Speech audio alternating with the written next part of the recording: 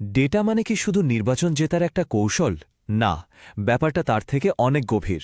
এর আসল উদ্দেশ্য হল একটা এলাকার মানুষের প্রয়োজনকে খুব কাছ থেকে বোঝা আর তার ভিত্তিতে শাসন করার অধিকার অর্জন করা।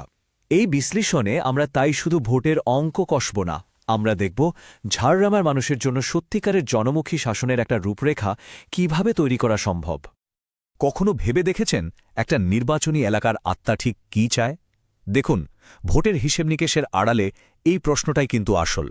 এর উত্তরটা লুকিয়ে আছে সেখানকার সাধারণ মানুষের প্রতিদিনের জীবনে, তাদের ছোট ছোট আশা আর আকাঙ্ক্ষার মধ্যে। চলুন ঝাড়গ্রামের গভীরে গিয়ে আমরা এই প্রশ্নটারই উত্তর খোঁজার চেষ্টা করি। পশ্চিমবঙ্গের বুকে জঙ্গলমহলের হৃৎপিণ্ড যদি কিছু হয়, সেটা হলো ঝাড়গ্রাম।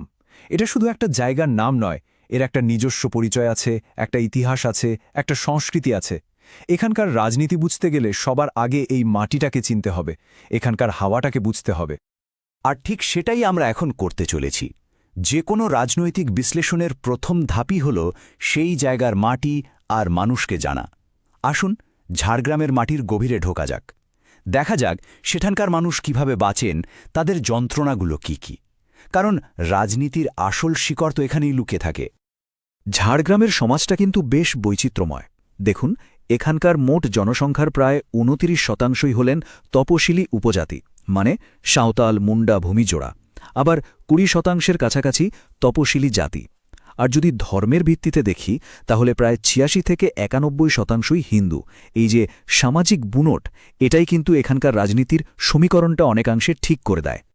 কিন্তু এই সব পরিসংখ্যানের আড়ালে একটা কঠিন সত্যি লুকিয়ে আছে, আর সেটা হল ডেভেলপমেন্ট গ্যাপ বা উন্নয়নের ফারাক। মানে যা যা হওয়ার কথা ছিল আর যা যা হয়েছে তার মধ্যে একটা বিরাট ব্যবধান। আর এই ফারাকটাই সেখানকার মানুষের প্রতিদিনের লড়াইয়ের কারণ, তাদের জমে থাকা ক্ষোভের উৎস। গ্রাউন্ড থেকে যে খবরগুলো আসছে সেগুলো শুনলে বিষয়টা আরও পরিষ্কার হবে। ধরুন, বর্ষা নামলেই গ্রামের রাস্তাগুলো কাদার সমুদ্র হয়ে যায়, নদীর বাঁধ প্রায়ই ভাঙে, আর শোনা যায় বাঁধের মালপত্র নাকি চুরি হয়ে যাচ্ছে। ছেলেমেয়েরা পড়াশোনা শিখেও বেকার বসে আছে।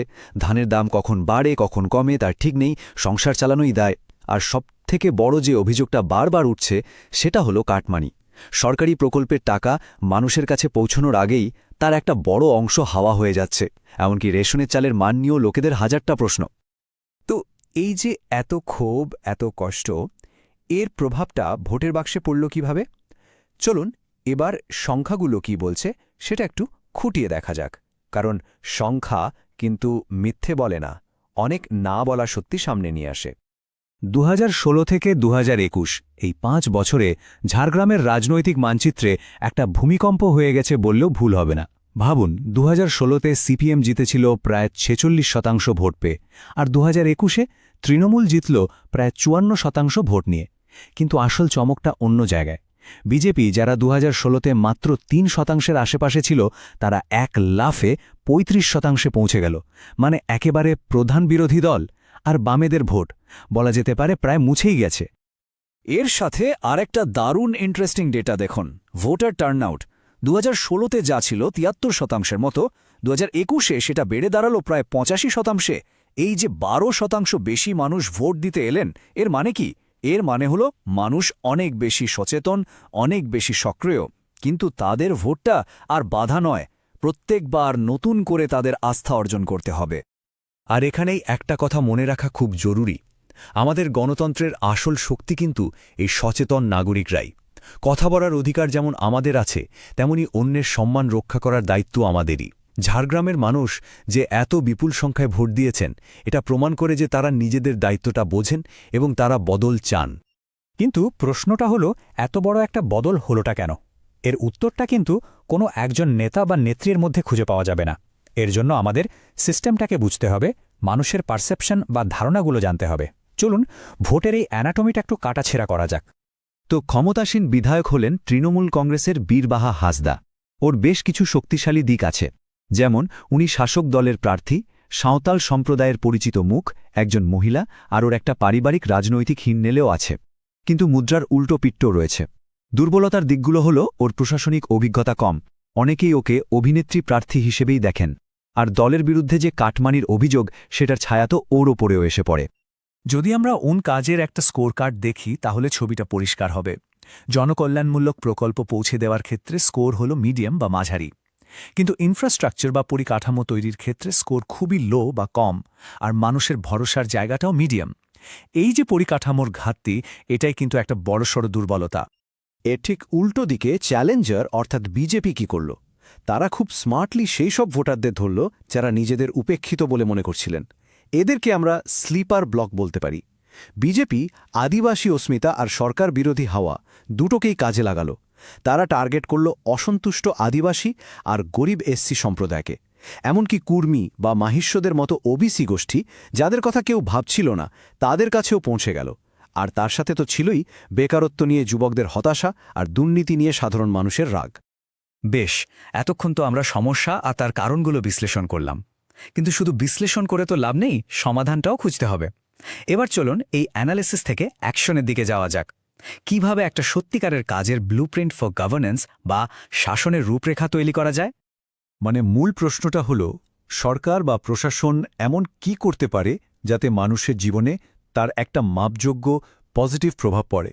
ভেরু প্রতিশ্রুতি নয়, একটা বিশ্বাসযোগ্য প্ল্যান কিভাবে তৈরি করা সম্ভব যা মানুষের জীবনকে সত্যিই বদলে দেবে? এর জন্য একটা খুব কংক্রিট প্ল্যান দরকার। এখানে দেখুন, 3টে অত্যন্ত গুরুত্বপূর্ণ প্রজেক্টের কথা বলা হয়েছে। প্রথমটা 150 কোটি টাকায় 24 মাসের মধ্যে একটা 4 লেন স্টেট হাইওয়ে। এটা ব্যবসা, পর্যটন, যাতায়াত সবকিছুকে বুস্ট করবে। দ্বিতীয় 50 কোটি টাকায় 18 মাসের মধ্যে বন্যা আর সেচের পরিকাঠামো। এতে প্রায় 5000 হেক্টর চাষের জমি বাঁচবে।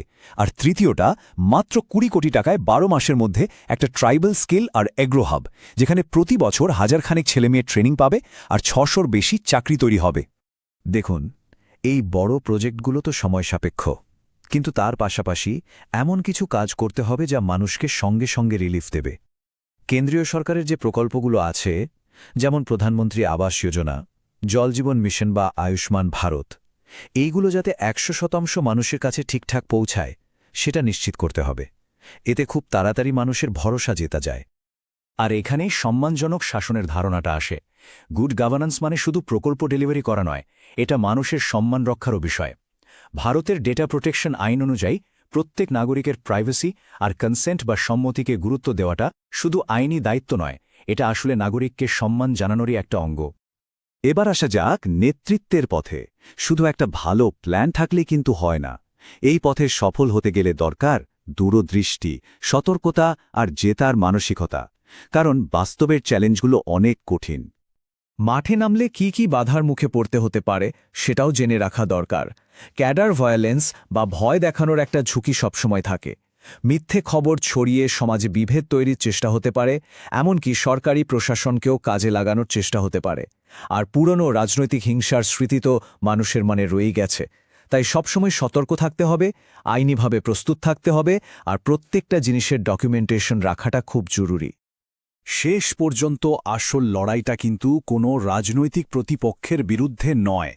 আসল লড়াইটা হলো সিনিসিজমের বিরুদ্ধে, মানুষের মনে জমে থাকা সেই গভীর হতাশা আর অবিশ্বাসের বিরুদ্ধে। তাদের এটা বিশ্বাস করানো যে হ্যাঁ, ভালো কিছু হওয়া সম্ভব, পরিবর্তন আসা সম্ভব, এটাই হলো সবথেকে বড় যুদ্ধ। সুতরাং আমাদের ডেটা অ্যানালিসিস থেকে ফাইনাল রেকমেন্ডেশন কি? বর্তমান বিধায়কের জেতার সম্ভাবনা মিডিয়াম, অর্থাৎ একটা সুযোগ রয়েছে। আর সেই সুযোগটা কাজে লাগানোর সেরা উপায় হল একজন বিশ্বাসযোগ্য স্থানীয় মুখের সামনে রেখে নতুন করে শুরু করা। এমন একজন নেতা যাকে দেখে মানুষ ভরসা পাবে। যদি আপনি একজন জনমুখী নেতা হয়ে আপনার এলাকার মানুষের জীবনযাত্রার মান উন্নয়ন করতে চান, তাহলে blueprintstrategies.ai এর সাথে যোগাযোগ করুন। ইমেল করুন mgr@blueprintstrategies.ai তে, অথবা ফোন করুন 08042041602 নম্বরে। রাজনীতির ঊর্ধ্বে উদ্দেশ্য।